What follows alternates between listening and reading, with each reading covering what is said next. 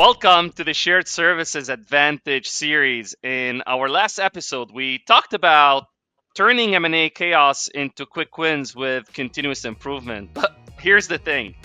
Before you can improve anything, you've got to move people through the change because standing up shared services isn't just about the process or the technology. It's really what it comes down to. It's about the people.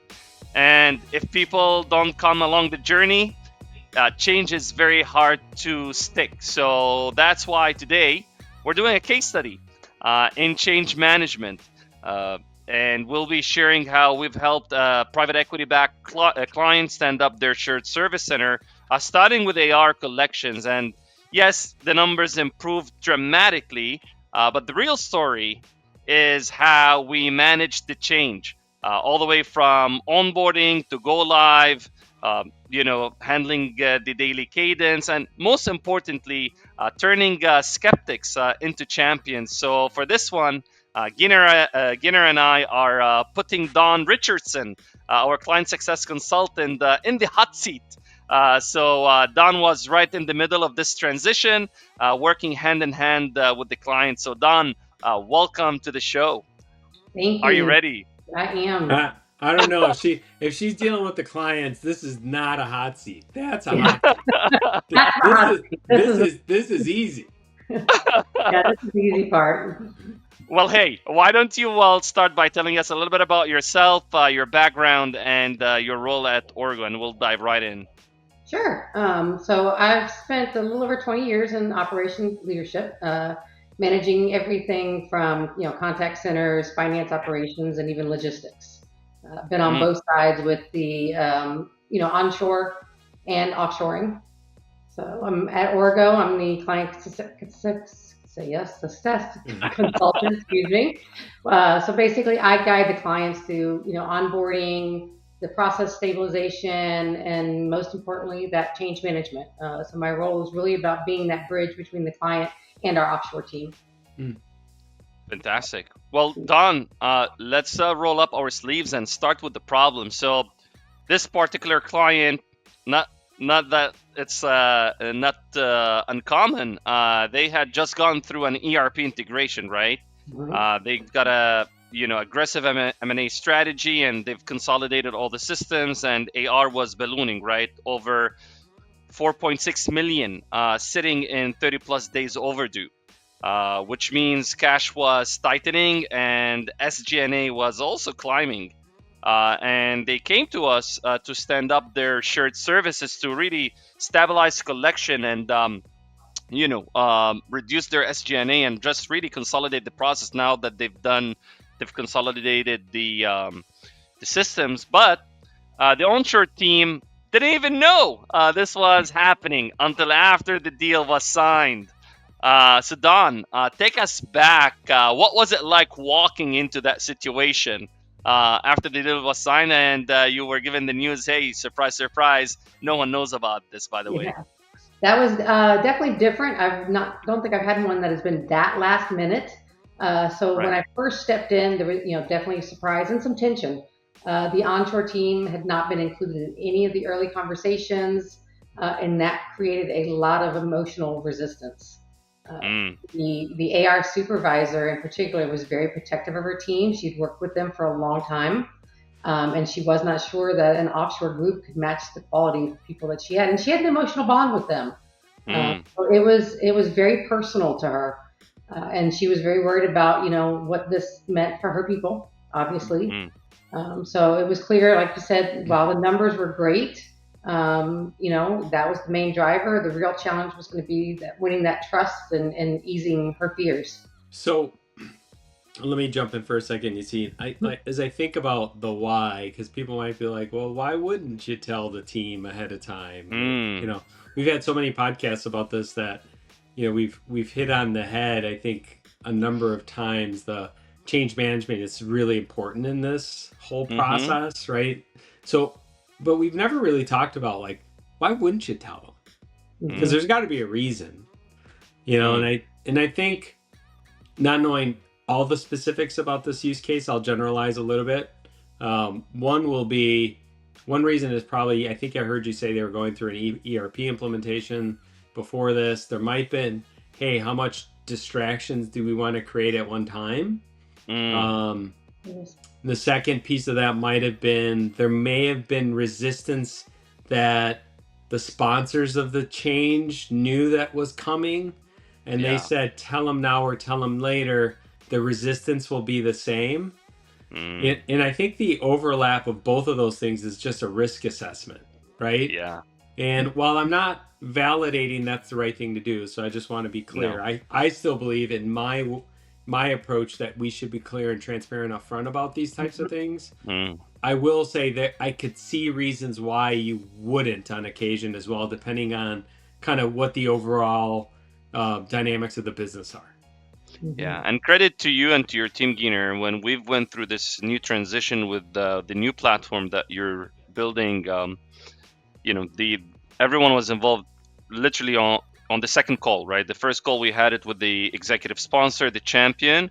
The very next call they involved the process owner, and now seeing it after 90 days, I mean, it's just the ability to accelerate results. But to your point.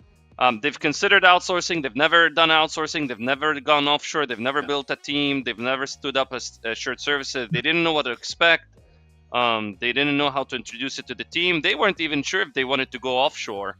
But I guess the business case was so compelling, and we were able to gain their confidence, especially that we were working with the private equity and multiple portfolio companies as well. So that gave them the confidence to just like it got them off the fence or over the fence, and they pulled the trigger, and they're like, well, now we need to make the announcement. So the team was skeptical, and so Dawn, how did we start winning their trust? So like, what was the approach? So it was something that we had to start quickly, because when we had done the scoping and all the prereq work of what we what our service lines were going to look like.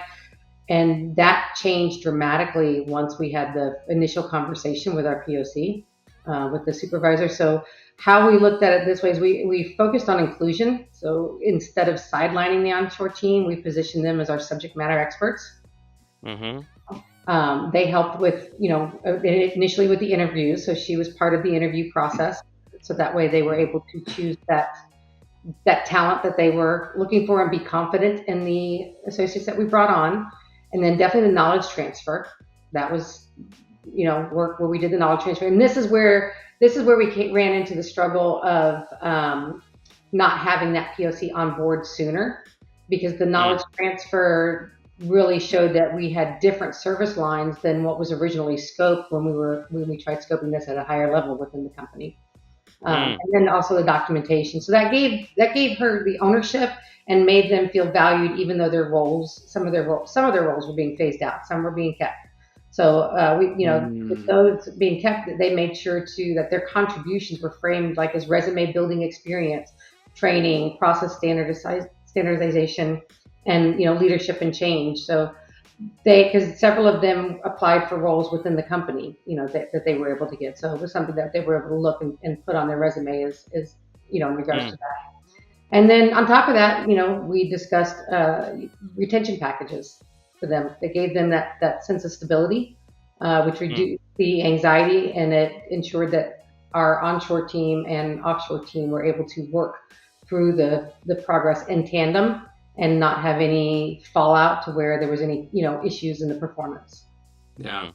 Well, I guess there's a couple of things to unpack there, right? As I think about the change management piece of this, like the idea that some of them weren't going to have jobs after the transition was done, like leading with that one.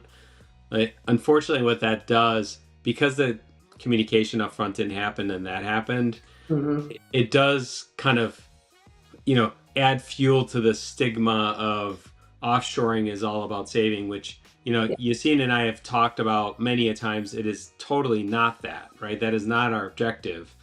When you're doing this, I think, it's good that there was kind of some remediation strategy for the employees that are impacted, both, getting other jobs within the company, which is great, but also sounds like some kind of separation packages. But I think it's really important that people understand the reason you want to have the conversations up front is to remove that stigma, right? Mm-hmm. Because otherwise, that's an easy out. As a leader, Mm. don't use the easy out to substantiate a good business decision, Mm. right? Make sure you stand up in front of your business decisions. And I say that authentically because I've had to do this a couple of times, right? You believe in it for the reasons you believe in it, stand behind it, and I get the risk. And again, I led with there probably is good reasons in this particular case they had to not tell people, so not knowing. But I would defer to telling people, right? Because you can't tie the stigma back to the decision because those two things aren't true. They're just not, right? It's not the reason you're making the change. I agree with you. Transparency, having that, those conversations, those hard conversations up front and not waiting. Because it was difficult for the POC to make that transition. Literally, they found out, on a Wednesday, and I had my first one-on-one with her on Friday because we wanted to start based on the timeline, start the knowledge transfer sessions that Monday. So it didn't give her much time to really come to terms with it. Yeah, like I said, the emotions were very high. And how did you approach that first conversation? How did it go? So approach that one with. And who was on the call? So you knew there was a process owner. Mm-hmm. Who was on that call? Just kind of paint a picture for us. How did that first call go? I set up as a one-on-one with her in the beginning. Okay. So that initial, instead of bringing her. They were introduced over email by the champion, the executive champion. Yes. Okay. So it was an email handoff. Yes, it was an email handoff, and I reached out to her, and I put it as I've been in your shoes because I have I had a team where we had to transition them from our onshore point to our offshore, and there were move people around, try to find positions and that kind of stuff. So I've been in her shoes. So let her know that I understood where she was coming from. And just to ensure that she saw that we had something in common and that we were able to, I put an agenda together, kind of how we were going to do it. I kept it as very conversational and friendly because I could just tell that that's what we had to make with her. So no PowerPoints, it was just conversational. Okay. Conversation, yeah. I wanted to resonate with. I wanted to meet her at her level, where she needed me to be. Not just come in, okay, business, this is what we're doing, here's the agenda, here's the PowerPoint, here's the whole thing. It was a get to know each other and get a reading on how she was feeling, how she was handling it. And what did you read into? So what was the outcome of that? So that one, like I said, that's when I saw the emotional side the most. Very, very emotional. Like what did she bring up? I don't know if you can recall, but anything in particular you remember she brought up? The length of time that she's worked with her people. The relationships that they've built, even though some of them were remote, she built strong relationships with these team members. They had a lot in common. Some of them were coming up on retirement, which ended up, in the long run, ended up being a good thing for them. They were very happy with their package. But it was just that whole stress, that unknown, and then the not knowing the new people, not knowing how it works. She'd never been a part of any kind of offshore before, never worked, with offshore at all. So that whole unknown. So I tried to answer as many questions for her as I could without overwhelming her. I love it. And what was the next step from there? So the next step from there is we did an introduction on Monday with the team members that she would be working with on a daily basis. So we had our trainer and her team manager. So she was able to speak to them, get to know them. And trainer and team manager were offshore? Yes. Offshore team manager, yes. Got it. All right. So this wasn't like a flip the switch kind of rollout, right? So walk us through how the whole transition was staged. Like if you can break it down for us, like stage 1, stage 2, stage 3, how did you structure the whole process, Dawn? Okay. So it definitely wasn't a flip the switch. So we did it in, like you said, phases. So the offshore team started with a small portfolio of accounts while the onshore team was still handling the bulk of the work. And so we had what we called a nesting period. Both teams ran in parallel, which gave us time to validate the processes and refine the documentation that we did because we built all the work instructions. Put some additional processes in place, things that, we were able to learn through that knowledge transfer sessions.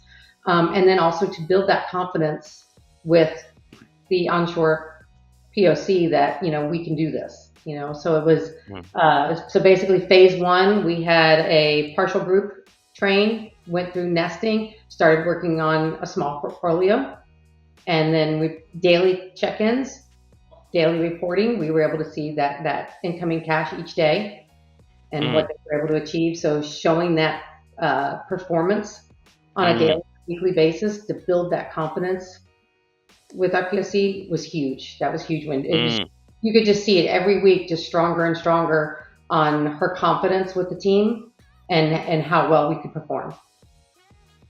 Fantastic. And what were some of the challenges of getting started? I could say definitely the challenges of her skepticism and the concern that she had with the skill set was very, very intense on the interviews and the expectations. She was looking for people who had the experience that her onshore team already had. With the system, with the collections, with B2B, all of it, and so getting her to understand that some of that we can train. That's they don't have to come in with it. We can train to it. And again, once they're able to have that nesting and put them through the nesting period and show that performance and how they did from a team and an individual basis, that helped build it. Hold on, let me poke at something. Yep. Was the perception of my team as the greatest thing partially true, all true, somewhat true? And was some of that was like the bias was coming through of the transition was getting in the way? Do you get where I'm poking at there a little bit? Like, yeah, I would say it's only partially true. Okay. Because you look at the numbers, they were struggling with the numbers. We were able to achieve in less than 90 days what they had not been able to achieve at all. Yeah. Because I think it's important that we talk through that too, right? Because part of the change management in this is performance that, to be fair to the employees, they probably were never told they were doing a bad job, like, to be fair to them, or they weren't doing a job to a standard, right? And now there's a standard and there's goals and there's expectations. And, all of a sudden you guys are saying, hey, we're kind of outperforming the baseline that was here, right? Yes. So I just like... And the POC didn't know that it could be that good. She's consistently coming back going, I'm shocked. I can't, this is amazing. You guys are, rock stars. That's just been her weekly feedback. So in her mind at that time, her team was performing well. In fact, I remember when we did this scoping and design, and I was like, I kept talking to the CFO, and it's like, so why AR? Why do you think we should start there? Oh, everything is great. We're doing well. We just need, maybe a little bit more streamlining. I'm like, okay, we'll see. We'll see. And then, when then you look at the numbers, like, okay, well, so there were definitely the status quo did not allow them to really, or maybe there was lack of comparison. They didn't know like what are the benchmarks. It could be done better. Maybe they just got used to a certain way of doing things, and that opened up the opportunity to show something different. And I like maybe going back to Gyner, that partial, was it really true that they were outperforming or better quality and whatnot? So how did you overcome that? So you involved her in the hiring process, right? So I guess that gave her a little bit more ownership, right? It's not like we're just forcing people on you. So maybe walk us through that whole experience of running candidates by her, going through the process and like getting her to finally feel comfortable and be at peace of, okay, I have to actually select someone and we have to move forward. So how did you close that out? Yeah, there were several that she was extremely happy with. No problems, went right through because they had all the experience that she was looking for and the B2B. But just ensuring with her, showing, with our training material, how we can bring people to that stage. And so the first stage So like we said, we did this, and it wasn't just a flip the switch. It was in stages. So we had 2 training sessions. The first stage, we did 5 team members, and then the second one we completed the quota that we needed for head count, and did it. So we had two different training sessions. So we waited till the first session was in nesting, then the second one. So she was a little bit, when we went through the interview process for the second one, she was a lot more at ease, more confident in our abilities to provide her with the right candidates, because that first team was already showing, right out of the gate how well they could perform. I love it. So we're getting so yeah, like you said, every transition has skeptics, and in this case, the AR supervisor started as resistant and worried about offshoring and worried about quality. But Dawn, so how did she go from a resistor to being a champion? What was that pivot point? What was the aha moment? Seeing that performance firsthand really changed her mindset, and the communication. Our team did an amazing job with communicating with her and making her feel at ease through the whole process, between the knowledge transfers, the creating of the training documents, and then the actual training itself. And just that communication, open communication, dialogue with them, being able to communicate with. And what was that communication cadence like? So we had a daily cadence with her, and I had a weekly performance review, basically, for the project. I started with doing the project management side of it, and then the performance side of it. So we were able to, show the KPIs, show how we did. So she was able to see that performance firsthand. So she began to be, instead of being worried, she started to see the offshore team as a reliable partner.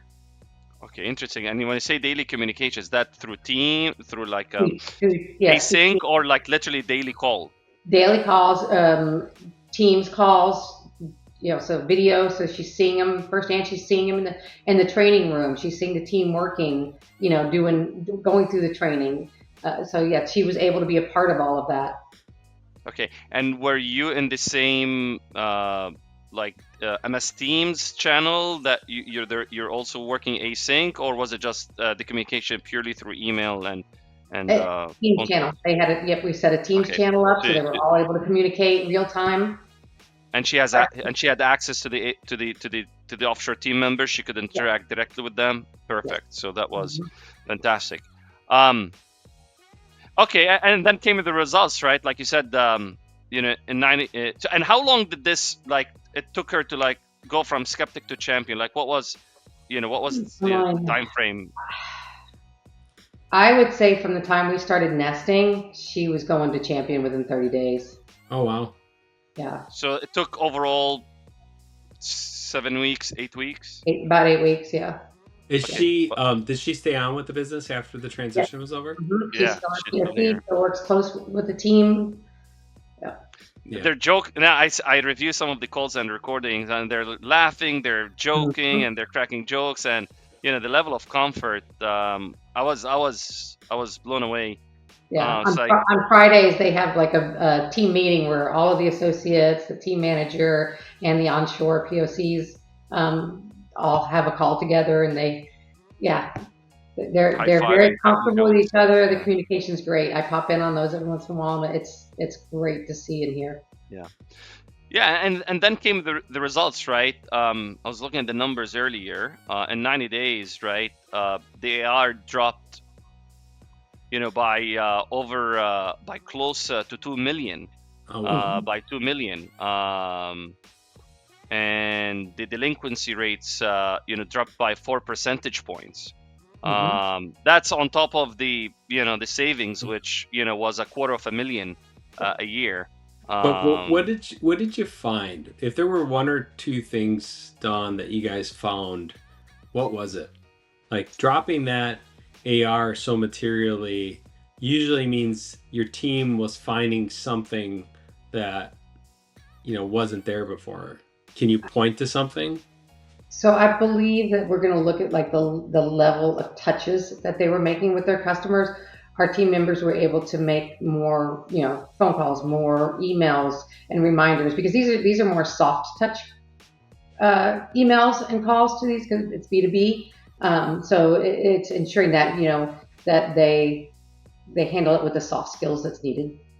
So I think it's the amount So of there were daily contact, number of Mhm. there were daily contact targets, right? Number of calls, number of emails every Yeah. single day, and I think that's what the team manager on the ground really drove towards. And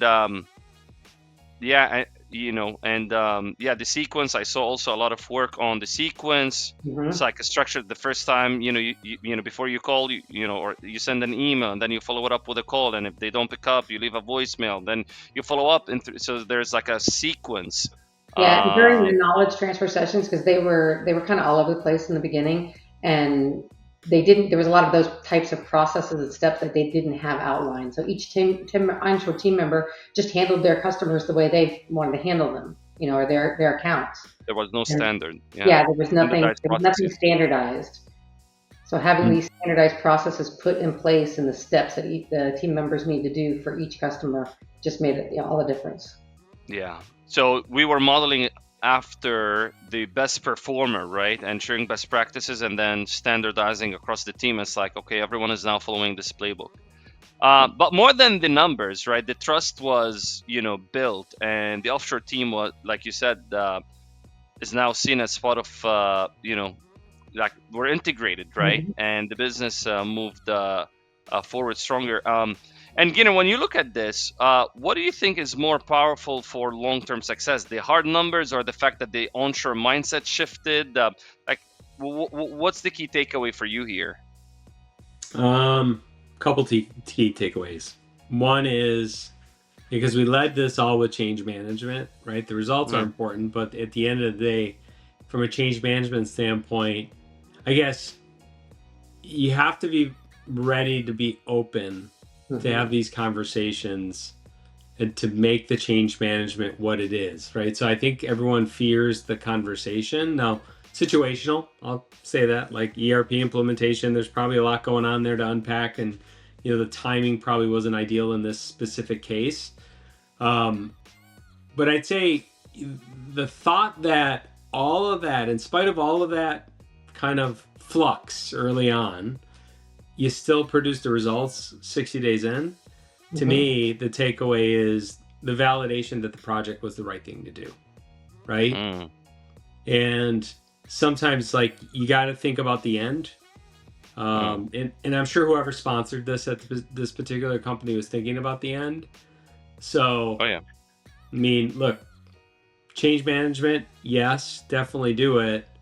But sometimes you're going to run into scenarios where the change management doesn't go well, like this one, for a number of reasons. Because the alternative may also have been true, right? You could have told them all up front, and then they just gave you a hard time while you were doing the transition. That flip side could also happen, right? But Mm, at the end of the day, the team did a good job. They transitioned the accounts. They're showing the performance. And the thesis or the idea of doing this is like, yeah, that was a really good idea, right? mm. So I think it's also important people to recognize part of the change management curve is like you're going to go through some short-term pain. Just be aware of that, and that's okay. Just kind of keep your eye on the end result that you're looking for. Yeah, I love And that. yeah, and reiterate what you said, that communication, and building, early in the stages, and then building that relationship, I think were the two key factors there. Yeah.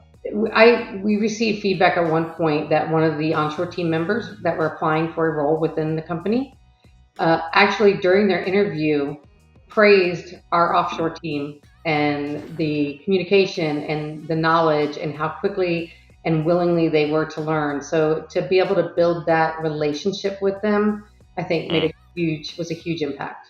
To yeah. have somebody that's having their job replaced by somebody else bragging about how well that they're doing and that communication level, and Yeah. our team manager and how they handled that process was, yeah, Yeah. that was amazing. And I want to also highlight the fact that I got to give it to the executive sponsor. I mean, he was involved in every single call for the first 60 days. Yeah, Don. Mhm. He was on every review call. He was driving. He was involved. He was showing leadership.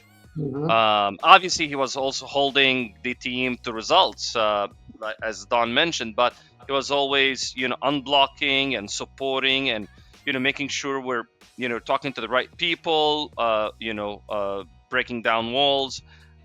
I don't think this could have happened. These results could have been achieved without a very, very strong executive sponsorship, hands-on leadership, and because it just spoke to how serious this project is, and it just spoke to like, okay, this cannot fail, and we just need to give it, all, everything that we can to make it successful. So, because sometimes, unfortunately, executive sponsorship, or this big change management project, it just gets handed over to someone who may not have that level of influence and credibility with the rest of the organization and cross-functionally to make it successful. And very small blockers could derail the entire process. Not getting access to certain things or data, or not being able to to work through with a manager, or holding back information, or a lot of things can go wrong, and without a strong executive sponsorship,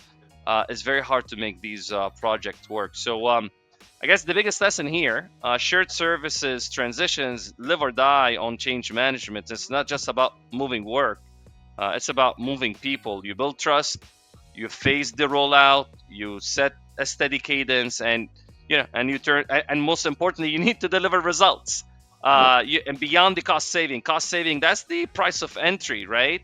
But you got to deliver the results, the outcome, the output, and ideally, you got to beat the benchmark. Otherwise, you'll be it will be an uphill battle. And that's how you turn skeptics into champions. So Dawn, thank you for walking us. First of all, congratulations, amazing. Thank you for walking us through what it looked like in the trenches. If there's one key takeaway you would like to impart, to our listeners who are also executive champions and process owners, what's the one thing you would recommend for them to keep an eye out on transitions that they may be considering doing in their organization? I would say that make sure that their change management is solid, that they do the early communication, like you said, and have those difficult conversations early in the game. Love it. And Totally. Gyner, thanks for reflecting on how this feels in the operator's chair, and you always bring that executive insight into the conversation.